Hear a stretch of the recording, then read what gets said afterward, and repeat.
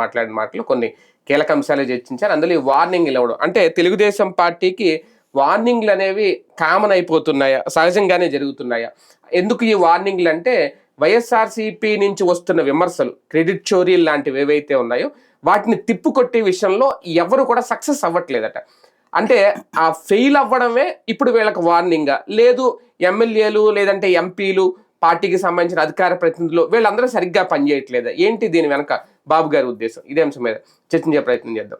సరే, ఇక్కడ ఒక కోణంలో చూస్తే వైసీపీ బాగా సక్సెస్ అవుతుందేమో, దాన్ని వీళ్ళు తిరిగి తిప్పికొట్టలేకపోతున్నారని వీళ్ళే ఒప్పుకుంటున్నారా? ఇంకో కోణంలో చూస్తే అసలు నాకు తెలిసి అయితే బాగానే కౌంటర్లు ఇస్తున్నారు, ప్రతిపక్షంలో కూడా బాగానే ఇచ్చేవారు అందరూ, ఇప్పుడు ఎందుకు తగ్గుతున్నారు అనేది రెండో కోణం. ఎలా చూడాలి? ఇక్కడ ఏమీ లేదు, అదొక దాన్ని ఏమంటారంటే అటెన్షన్ డైవర్షన్ గేమ్ అని. చంద్రబాబు గారు సూపర్ పవరు, ఆయన ఏది అంగీకరించడు, ఆయన అంతటి అద్భుతమైన వ్యక్తి మరొకళ్ళు లేరు, సొంత పార్టీ వాళ్ళు తప్పు చేసిన అంగీకరించరు అనే ఒక ఆశ, ఒక ఫీలింగ్ ని అమ్ముతారు, వాళ్ళు క్రియేట్ చేస్తారు, అమ్ముతారు, ఆ ఫీలింగ్ ని అమ్ముతారు. ఆశల్ని అమ్మడం ప్రజలకి, అదే సందర్భంలో ఆ ప్రజల్ని కన్విన్స్ చేయడానికి అవసరమైనటువంటి పదజాలు, వైరల్ పదజాలం. ఇప్పుడు మీరు చంద్రబాబు గారు ఉపన్యాసం ఇచ్చి మీరందరూ బాగా కష్టపడాలి పార్టీకి ఇది అంటే వాళ్ళకి పెద్దగా రాయబుద్ధ అయ్యదు. మనకి పేపర్ హెడ్డింగులకి పనికొచ్చేవి, తమ్మునేల్స్కి పనికొచ్చేవి మాట్లాడటం చంద్రబాబు గారి నైజం. అది ఫ్రమ్ ద బిగినింగ్ ఆయన సక్సెస్ సూత్రమే అది. హెడ్లైన్స్ ఇస్తారు అంతే. ఆ దాంట్లో ఇంకా వేరే ఏముండదు. ఆయన మందలించారనేది ఏ మందలింపు ఉండదు, ఏముండదు.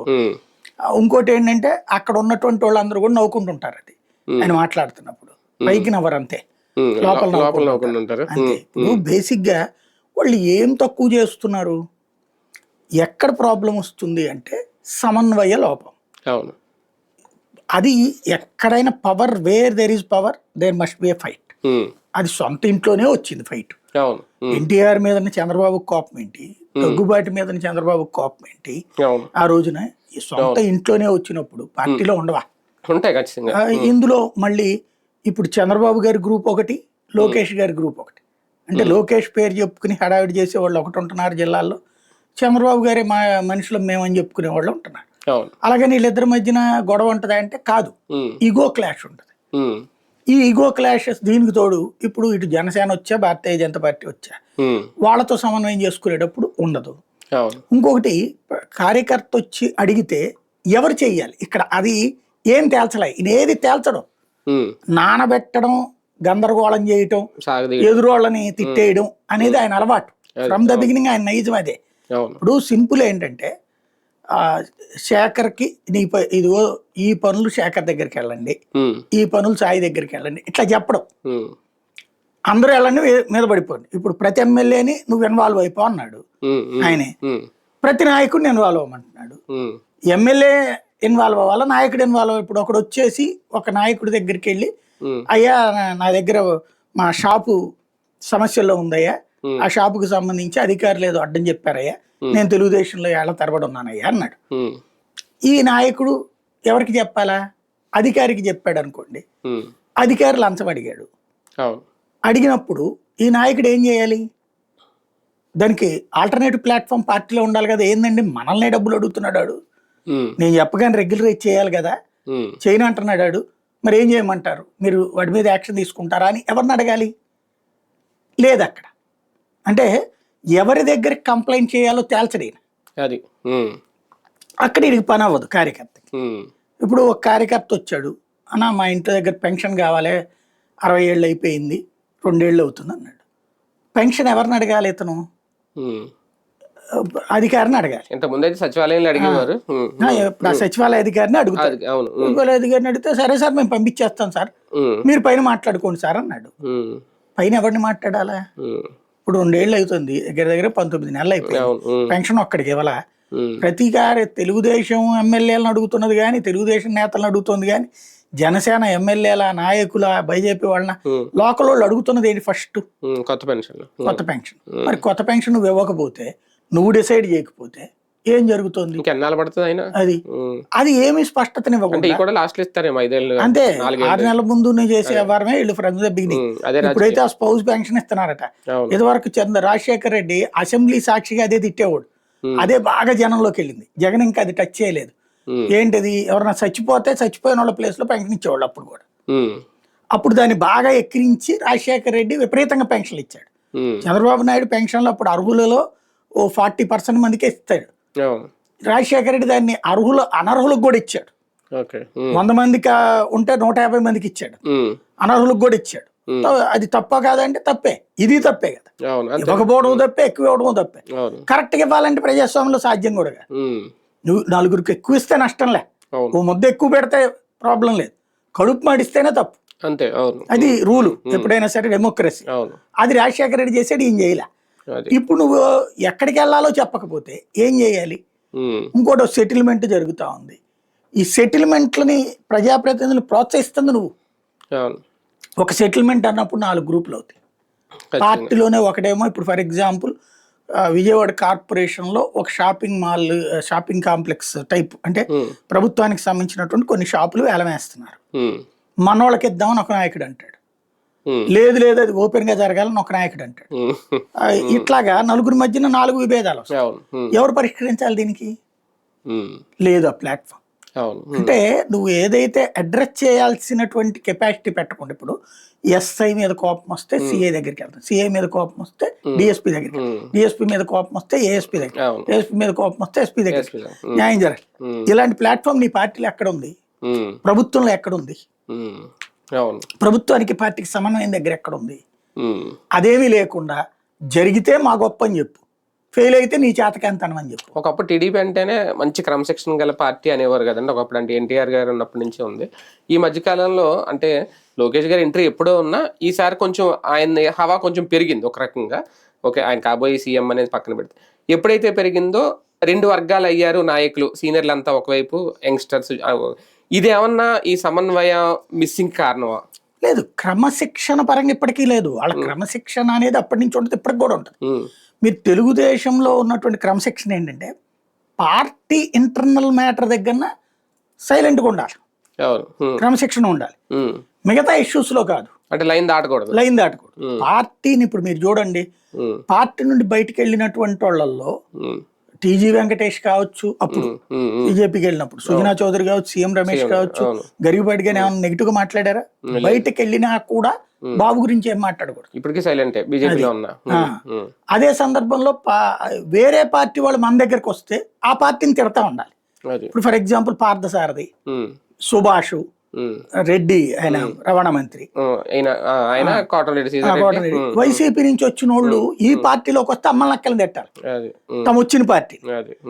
అదే ఇప్పుడు తెలుగుదేశంలో నుంచి వైసీపీకి వెళ్ళినటువంటి వాళ్ళు, అతని పేరేంటి, మాగంటి నో లేకపోతే వేమిరెడ్డి, నువ్వు విమర్శించంటే విమర్శించలేదు అని అన్నందుకు గాను ఎందుకు విమర్శించాలా అని వస్తారు. అంటే అసలు ప్రపంచం ఎలా బ్రతకాలో వీళ్ళు డిసైడ్ చేస్తారు.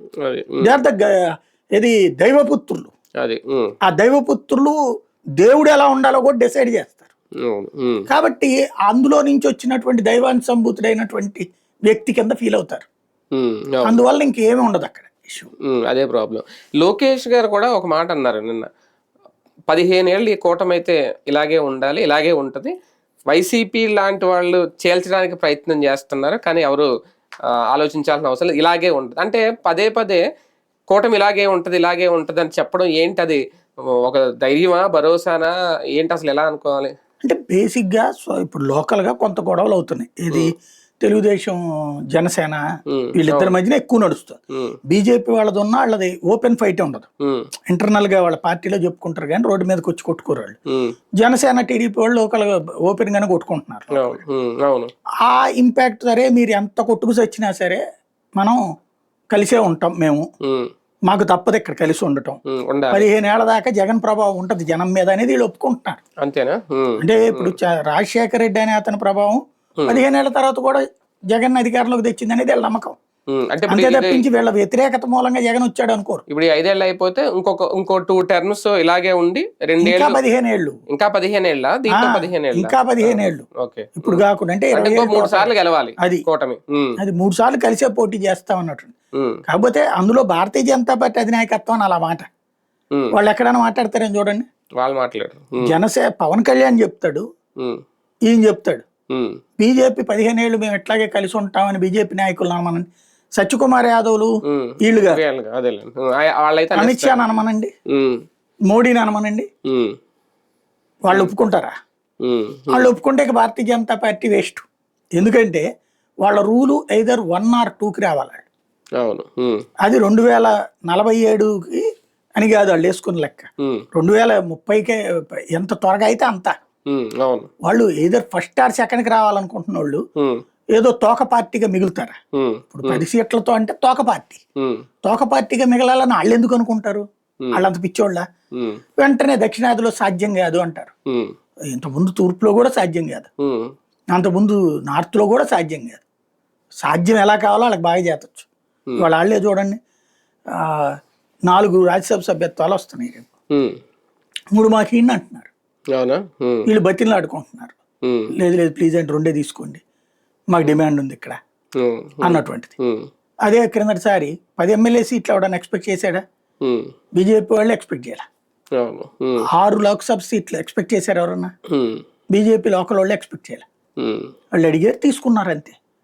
రేపు పొద్దున ఇదే కంటిన్యూ కావాలంటే నా లెక్కనైతే రేపటికి 225 సీట్లు ఏమవుతాయి నెక్స్ట్ ఎలక్షన్స్కి.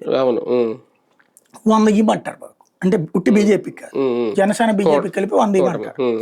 ఇప్పుడు 10 పోటీ చేశారు కదా, 25కి రెడీ అవుతారు. దాంతోపాటు 50% పవన్ కళ్యాణ్కి సీఎం ఇవ్వమని అడుగుతారు. వాళ్ళు అడుగుతారు, వాళ్ళే అడుగుతారు పవన్ కళ్యాణ్ తరపున. ఇతను సరిగ్గా అడుగుతారు వాళ్ళే. 50-50 పాలన అంటారు. అప్పుడు అవునా కాదా? ఎందుకంటే వీళ్ళే లెక్క కట్టింది ఏంది, ఇచ్చేటప్పుడు కూడా సీట్లు ఇద్దరికి కలిపి లెక్క కట్టారు. 32 ఇచ్చాం, 8 ఇచ్చాం అన్నారు పార్లమెంట్.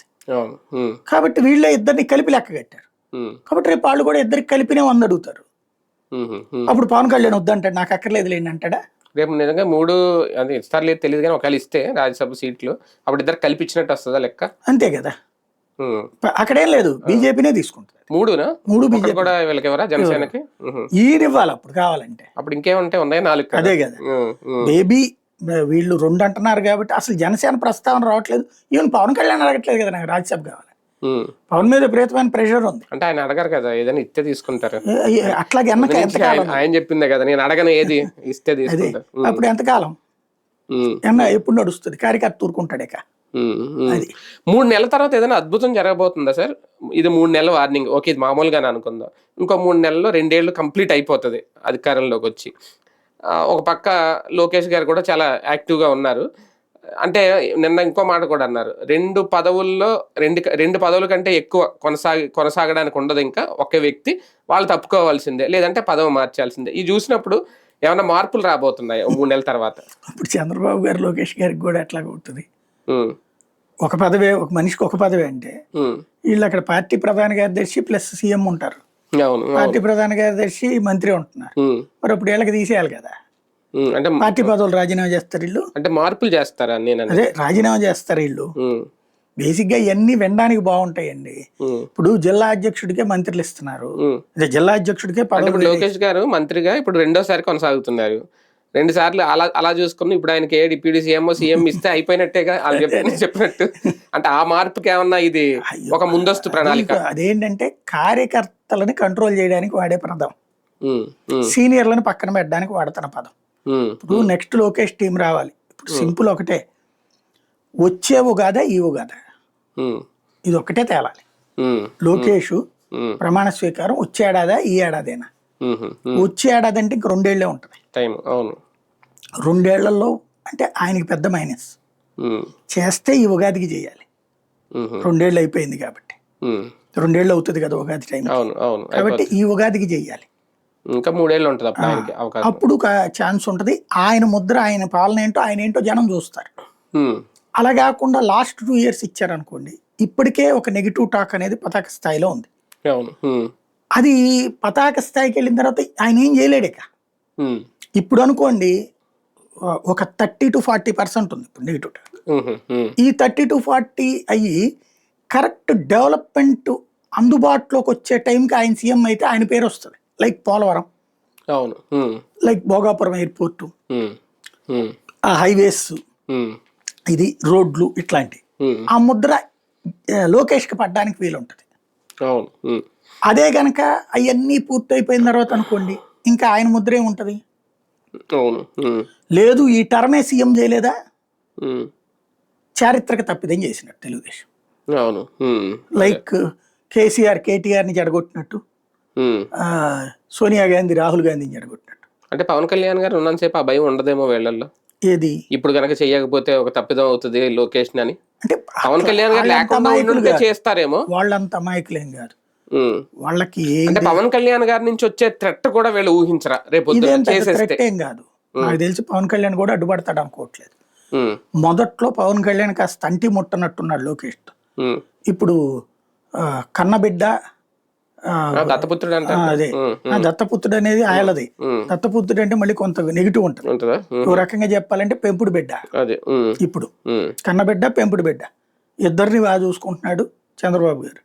అదే సందర్భంలో ఇప్పుడు అన్నా తమ్ముళ్ళు లాగానే అమెరికలు లేకుండానే ఉంటున్నారు. కాబట్టి ఇంకా ఇంతకు మించిన టైం లేదు. ఇంకా రోజు పోయే కొద్దీ పవన్ కళ్యాణ్ మీద ప్రెషర్ పెరుగుతుంది. ఇప్పటికే కేడర్ నుంచి ప్రెషర్ ఉంది, అది ఇంకా పెరుగుతుంది. అదే ఇప్పుడు చేసేస్తే కనుక కన్విన్స్ చేయగలడు. అంటే 3 ఏళ్ళు సర్దుకుపోతారే. అది అలా కాకుండా లేట్ అయిన తర్వాత చేస్తే మాత్రం చేతులు కాల్చుకున్నట్టు అవుతుంది. అంటే వీటిలో లోకేష్ గారు రాజకీయ వ్యూహాలు ఏమన్నా కనిపిస్తున్నాయా? ప్రస్తుతానికి ఇందులో వ్యూహాలు ఏమీ లేవండి. ఇప్పుడు ఏం వ్యూహం ఉంది? ఈ మాటలు, ఈ హెచ్చరికలు, ఈ 2 పదవులు ఒకే వ్యక్తి కంటిన్యూ ఎక్కువ రోజులు కంటిన్యూ అయితే ఇంకా ఉండదని చెప్పడం, ఈ వ్యూహాలన్నీ రెండో మీరు చెప్పిన ఆ రెండో పదవికి సంబంధించి మాత్రం లోకేష్, ఎందుకంటే సీనియర్లను పక్కన పెట్టాలి అంటే కొత్త వాళ్ళకి అవకాశాలు ఇవ్వాలండి. తన టీం తయారు చేసుకోవాలనుకుంటున్నాడు అతను. కాబట్టి ఆ టైప్ ఇప్పటికే చూస్తే దాదాపుగా మంత్రివర్గంలో కొత్త ఫేస్లే కదా. పాత ఫేసులో ఉంది అచ్చెన్నాయుడు, అట్లాంటి వాళ్ళు తప్పించి 3-4 తప్పించి మిగతాదంతా కొత్త ఫేస్లే కదా. అనిత అయినా కొత్త ఫేసే, రామప్రసాద్ రెడ్డి కొత్త ఫేసే, అనగానే సత్యప్రసాద్ కొత్త ఫేసే, సుభాష్ కొత్త ఫేసే, అందరూ కొత్త ఫేస్లే కదా ఎక్కువ కనబడుతున్నది. పాత ఫేసులు సీనియర్లు ఉన్నటువంటి చాలా తక్కువ ఈ దఫా. అట్లా కాబట్టి దాదాపుగా చెప్పాలంటే లోకేష్ కి ఉపయోగపడేటి. మంత్రివర్గ విస్తరణ దిశగా ఏమన్నా అడుగులు పడుతున్నాయి అనుకోవచ్చు? లేదు, మంత్రివర్గ విస్తరణ నేను అనుకోవడం అయితే ఒకటే, ఇతను సీఎం అయితేనే అప్పుడే మంత్రులు కూడా మార్పు, అంతే. అంతేగాని మళ్ళీ ఇప్పుడు పెంచి ఇప్పుడు మార్చి మళ్ళీ ఇంకోసారి మార్చి గందరగోళం అయిపోద్ది. ఒక్కసారి మంత్రివర్గ విస్తరణ చేసినందుకే జగన్మోహన్ రెడ్డి నానా ఇబ్బంది పడ్డాడు. చంద్రబాబు నాయుడు మీరు ఎప్పుడు అబ్జర్వ్ చేసినా అయితే గీత 1-2 చేంజ్ చేస్తాడు కానీ మొత్తం మంత్రివర్గ మార్పులు చేయడు ఆయన. గతంలో కూడా మధ్యలో ఒకళ్ళనో ఇద్దరిని తీసి పక్కన పెట్టి కొత్త వాళ్ళని తెచ్చుకున్నారు కదా లాస్ట్ ట్రిప్ ఎలక్షన్స్ అప్పుడు కూడా. ఇది వైసీపీ వాళ్ళని తెచ్చుకున్నారు 4. వీళ్ళకి ఒకళ్ళనో ఇద్దరినో తీశారు అంతే. అట్లాగే ఉంటది. క్రెడిట్ చోరీ అంటే ఒక్క అంశంలోనే కాదు సార్, చాలా అంశాల్లో చూసుకోవాలి ఒక రకంగా. అంటే టీడీపీలో ఉన్న సీనియర్లు కానీ ఇప్పుడు సీనియర్లు కూడా కొంతమంది సైలెంట్గా అయ్యారు.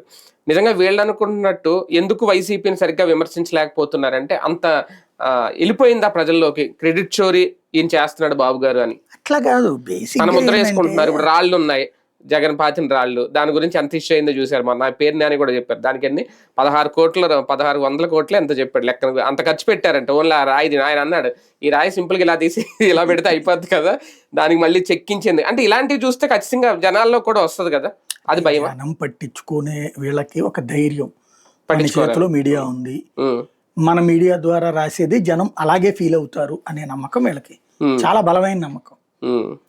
సోషల్ మీడియాని నియంత్రించాం మేము. ఇప్పుడు మీరు చూడండి, అదే ప్రపంచంలో బ్రతుకుతారు తప్పించి కొంచెం ఇప్పుడు ఫర్ ఎగ్జాంపుల్ ఇదివరకు అతని పేరేంటి అవంతి శ్రీనివాసు, అంబటి రాంబాబు, వీళ్ళేదో ఎవరితోనో ఫోన్లో మాట్లాడారు. ఆ మాట్లాడింది అందులో అవతల అమ్మాయి కవ్విస్తోంది, అది కనబడుతోంది కదా. అంటే అవతల అమ్మాయే లైంగికంగా రెచ్చగొడుతుంది. దానికి వాళ్ళు సమాధానం చెప్పినప్పుడు అవతలది రెచ్చగొడుతుంటే ఆడది రెచ్చగొడుతుంటే మగాడు ఆగుతాడు అనుకుంటే అమాయకత్వం. అదే కదా. జరిగింది. కానీ వాళ్ళని కామాంధుల కింద చూపించలేదు. అదే అదే. అదే ఇప్పుడు ఒక ఎమ్మెల్యే డైరెక్ట్ గా వస్తే ఏం చూపెడుతున్నారు వీళ్ళు? అవును. ఆ, ఏది వార్త రాసేటప్పుడు వివాదంలో. అదే అదే కవర్ చేసుకుంటున్నారు. కాబట్టి అంత మన చేతిలో అంటే ఆల్రెడీ మీడియా అంతా వాళ్ళ చేతిలోనే ఉంది మాక్సిమం. ఈ అంతసేపు మనం కంట్రోల్ చేయడం అంటే మీడియా ద్వారా చేయగలరు కానీ అంతే. ప్రజల్లో అది చెరిపేయలేరు కదా. ప్రజలకి ఫీలింగ్స్ మేము ఎలా చెప్తే ప్రజలు అట్లా నమ్ముతారని కదా నమ్మకం. వాళ్ళ నమ్మకం అది. అంతే. సోషల్ మీడియా లేకపోతే నిజంగా అదే నమ్మేవాళ్ళు. అట్లాగే ఇప్పుడు ఎన్టీ రామారావు అనేటువంటి ఆయన అసలు రాజకీయాలకే పనికిరాడు, అట్లాంటి వ్యక్తి, విలువలు లేని వ్యక్తి అని ఆ రోజున మాట్లాడారు. అదే మీడియా కూడా రాసింది, కార్టూన్లు వేసింది. అదే ఫీలింగే కదా. లేకపోతే కనుక వెంటనే జరిగిన ఎన్నికల్లో 98లో జరిగిన ఎన్నికల్లో ఎన్టీఆర్ టీడీపీను బీజేపీకి కలిపి తెలుగుదేశాన్ని డామినేట్ చేయలేదు వాళ్ళు. ఇండివిజువల్గా వీళ్ళకి బీజేపీకి 4 వచ్చినాయి, అది వచ్చింది 18% ఓట్లు వచ్చినాయి. బీజేపీకి వచ్చినాయి కానీ ఎన్టీఆర్ టీడీపీ గట్టిగా పుంజుకోలేదు కదా. అదే ఆ రోజు అంటే వాళ్ళు ఎంత నమ్మించగలిగారు అక్కడ పబ్లిక్ ని, అది లెక్కాల చేతులు. రైట్, చూద్దాం. 3 నెలలు అని ఒక వార్నింగ్ కి టైం అయితే ఇచ్చారు. మరి ఇది డెడ్ లైన్ అనుకోవాలా? 3 నెలల తర్వాత ఏమన్నా మార్పులు చేర్పులు చేయబోతున్నారా చంద్రబాబు నాయుడు గారు కానీ, లేదంటే లోకేష్ గారి నిర్ణయాలు ఏమన్నా తీసుకోబోతున్నారా? చూద్దాం.